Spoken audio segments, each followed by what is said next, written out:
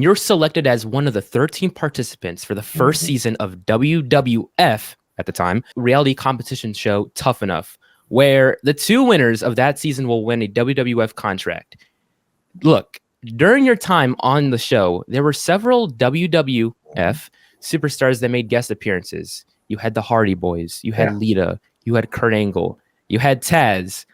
But out of all of them, in my humble opinion, there was one specific guest that made a memorable appearance. Yeah, Hunter. And a few people quit after his you're 100% right. His visit, like, because everything, and I wouldn't come to find this out until years later, but everything he said to us was dead on, 100% accurate. You know, every word of what he said.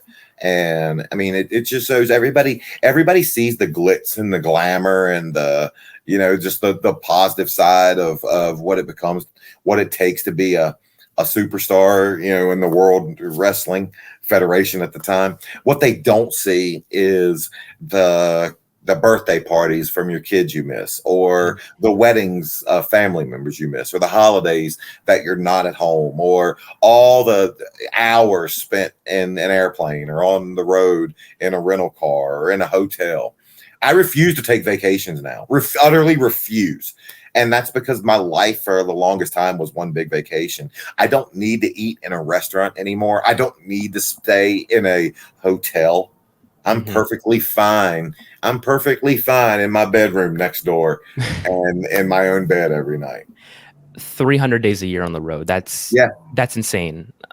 I don't know how, because, you know, I'm just a kid. I'm 21 years old. I cannot imagine being on the road 300 days a year, performing, training, going to sleep, and doing it all over and over again while, you know, you're adding a lot of wear and tear on your body. That's crazy. It's nuts. And you hit the nail on the head. It's a lot of stuff that people take for granted when they're in their own house. You know, you take for granted being able to cook a meal or sleep in your bed or take a shower in your own shower, go to your gym, do all that stuff. Because when you're on the road, you have to find, you know, alternative places to do all these things. And, you know, I mean, what if you're on the road? And there was a couple times when because me and Randy, we were crazy. There would be a couple times we would arrive in cities and there would be no hotels. I remember one night we literally, because we stayed up partying in the town and we drove to the next town the next day, and we literally we went to like 6 hotels and they were sold out. So we literally put the seats back in the car and got like 6 hours of sleep in the car before going to the arena. That's all stuff you have to, it's just part of it's baked into the cake. It's part of what you sign up for. Yeah. And, you know, you mentioned earlier when Triple H made his appearance on Tough Enough, a lot of the things he said was true. You know, one quote that I remember was, you know, when you get into the ring, you know, you tell, you know, your story through your body. And that's one quote that I remember him mentioning. And along with that, he ordered every one of you guys to go into the ring and take a bump.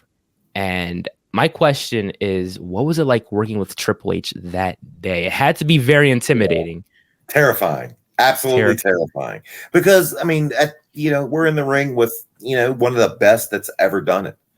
And like, and I wouldn't, you know, I know now what he was looking at, because I'll go to wrestling schools and I'll see kids take bumps. And I know exactly when I see somebody take a bump and I'm like, okay, they have it. Yeah. You know, they know what they're doing. And now I know what to look for. So I know exactly what he was doing. I know exactly what he was looking for while we did it. But this is, you know, he's one of the best to ever do it. It was truly terrifying when he had us out there. But again, that's the one person that I took the most from their visit.